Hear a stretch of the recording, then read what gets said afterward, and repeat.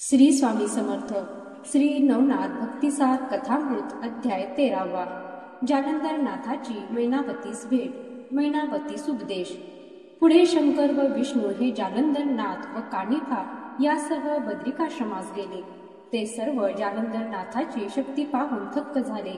त्यांच्या आपापसात गोष्टी चालल्या असता दैवतांची विटंबना जालंधराने केल्यामुळे ते त्यांची वाहवा करू लागले व आजपर्यंत त्यांना हात दाखविणाऱ्यांमध्ये असा वस्ताद कोणीही मिळाला नव्हता असेही उद्गार बाहेर पडले. नंतर शंकराने जालंधरास सांगितले की तू नागपत्र अश्वत्थाच्या ठिकाणी जाऊन यज्ञ कर व तेथेच कवित्व करून देवतांपासून वर मिळवून घे. वेदविद्येचे मंत्र पुष्कळ आहेत. अस्त्रविद्या महान प्रतापी खरा, परंतु कलियुगात तिचे तेज पडणार नाही. मंत्रविद्येचा लोकास काडीचा सुद्धा लाभ व्हायचा नाही.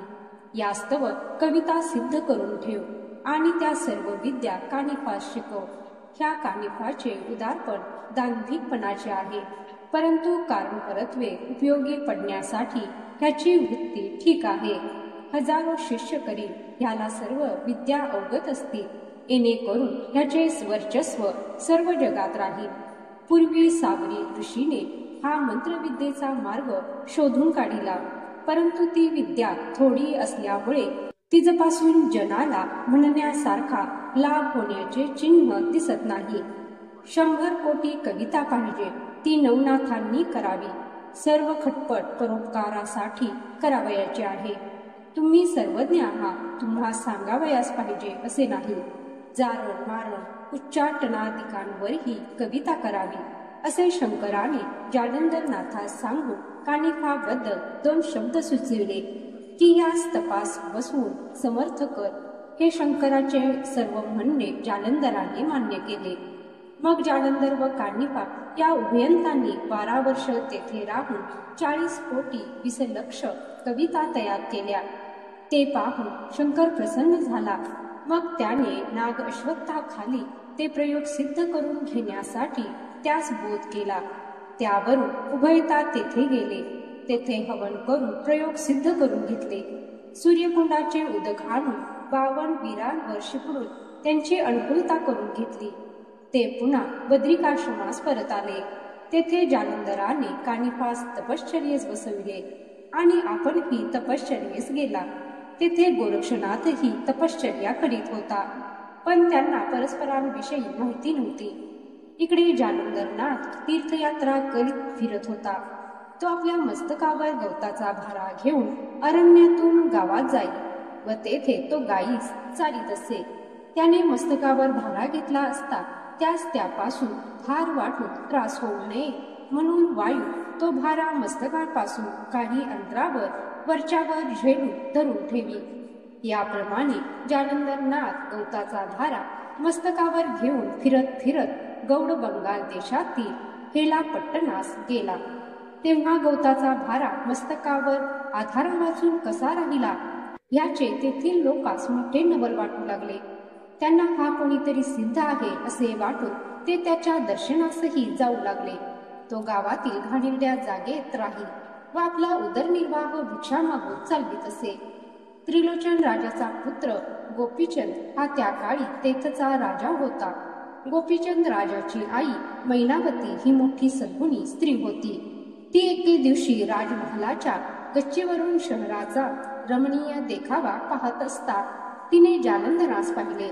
आधारा वाचून डोक्याच्या वर मोळी घेऊन जाणारा असा तो जोगी पाहून तिला आश्चर्य वाटले व हा कोणी प्रतापी पृथ्वीवर उतरला आहे असे तिच्या मनात आले. मग त्यास गुरु करून आपल्या देहाचे सार्थक करून घ्यावे असा तिने मनाचा निग्रह करून आपल्या दासीस बोलविले. ती दासी तर चतुरच होती. ती येताच हात जोडून उभी राहिली आणि मोठ्या अदबीने का बोलविले म्हणून विचारू लागली. तेव्हा मैनावती तिला म्हणाली, माझे एक फार नाजूक काम आहे, ते मी तुला करावयास सांगत आहे. यास्तव ही गोष्ट अगदी बाहेर फुटता कामा नये, का की प्रसंगवशात जीवावर येऊन वेदणार, म्हणून सावध राहिले पाहिजे. असे बोलून तिने तिला तो जोगी कोठे जात आहे याचा पक्का शोध गुप्त रीतीने करून येण्यास सांगितले. जालंधरनाथास पाहून दासी चकित झाली व आपण जाऊन त्याचा अनुग्रह घ्यावा व जन्म मरणापासून मुक्त व्हावे असा तिने मैनावतीस चांगला बोध केला. नंतर तो जोगी कोठे उतरतो ते ठिकाण पाहण्यासाठी ती दासी त्याच्या पाठोपाठ चालली. अस्तमान झाला तेव्हा एका घाणेरड्या ठिकाणी निवांत जागा पाहून जालंधर वस्तीस राहिला. ते ठिकाण दासीने परत येऊन मैनावतीस सांगितले. मग मैनावतीने एका ताटात फळावर व पक्वान्ने घेतली आणि अर्धरात्रीस दासीस बरोबर घेऊन ती जालंधरनाथाजवळ गेली. तेव्हा तो ध्यानस्थ बसला होता. त्या दोघी जणी त्याच्या पाया पडून हात जोडून उभ्या राहिल्या. त्यावेळी मैनावतीने त्याची पुष्कळ स्तुती केली. मैनावतीने केलेली स्तुती जालंधराने ऐकली, पण तिचा निग्रह पाहण्यासाठी त्याने तिचा पुष्कळ छळ केला.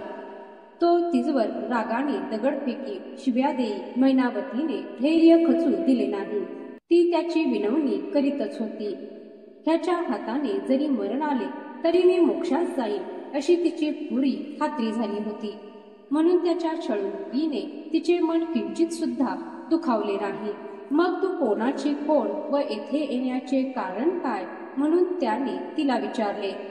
तेव्हा ती म्हणाली, योगीराज, महाप्रतापी त्रिलोचन राजाची मी कांता आहे, परंतु त्यास कृतांत काळाने गिळून टाकल्यामुळे मी सांप्रत वैधव्य दुःख सागरात बुडून गेले आहे. ही जन्ममरणाची जगाची रहाटी पाहून मी भिळून गेले आहे व ह्या योगाने मला पश्चाताप झाला आहे. काळाने पतीची जी अवस्था केली तोच परिणाम माझा व्हायचा असे ऐकून तो म्हणाला, जर तुझा पती निवर्तला आहे तर तू हल्ली कोणाजवळ असतेस? तो प्रश्न ऐकून ती म्हणाली, माझा मुलगा गोपीचंद राजा ह्याच्या जवळ मी असते, पण आता ह्या वाटाघाटीचा विचार करण्याची जरुरी नाही. कृपा करून मला तुम्ही कृतांत काळाच्या भीतीपासून सोडवावे अशी माझी हात जोडून चरणांपाशी विनंती आहे. तेव्हा त्याने सांगितले की कृतांताच्या पाशाचे बंधन मोठे बिकट आहे, ते मजसारख्या पिशाच्याकडून तुटावयाचे नाही. यास्तव तू येथून लवकर निघून आपल्या घरी जा. जर ही गोष्ट तुझ्या पुत्राच्या समजण्यात आली तर त्याच्याकडून मोठा अनर्थ घडून येईल. इतका प्रकार होईपर्यंत उजाडले. तेव्हा ती त्यास नमस्कार करून आपल्या घरी गेली. तिला सारा दिवस चैन पडले नाही. मग रात्र झाल्यावर दासीस बरोबर घेऊन ती पुन्हा जालंधरनाथाकडे गेली व पाया पडून हात जोडून उभी राहिली. पण नुसते उभे राहण्यात काही हशील नाही व थोडी तरी सेवा घडावी म्हणून ती पाय चेपीत बसली. नंतर सूर्योदय होण्याची वेळ झाली असे पाहून त्यास नमस्कार करून आपल्या घरी आली. अशा रीतीने 6 महिनेपर्यंत तिने जालंधरनाथाची सेवा केली. एके दिवशी फार काळोख पडला आहे अशी संधी साधून मैनावती त्याचकडे गेल्यावर त्याने एक माई भ्रमर उत्पन्न केला व आपण गाढ झोपेचे ढोंग करून स्वस्थ घोरत पडला. तो भ्रमर तिच्या मांडीखाली शिरला व त्याने तिची मांडी फोडून रक्तबंबाळ करून टाकली. तरी तिने आपले अवसान खचविले नाही. असा तिचा दृढनिश्चय पाहून जालंधरनाथाने प्रसन्न होऊन मंत्रोपदेश केला. तेने करून तिची कांती दिव्य झाली. तिने त्याच्या पायावर मस्तक ठेवले व मी जन्मास आल्याचे आज सार्थक झाले असे ती म्हणाली. नंतर त्याने संजीवनी मंत्राची तिच्या देहात प्रेरणा केली. तेने करून मैनावती अमर झाली.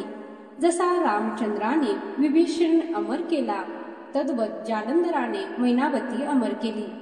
पुढे तिची भक्ती दिवसेंदिवस अधिकाधिक वाढत चालली. या अध्यायाच्या नित्य पठणाने स्त्री हत्येचा दोष नाहीसा होतो. अध्याय 13वा समाप्त. जय श्री स्वामी समर्थ. जय श्री नवनाथ.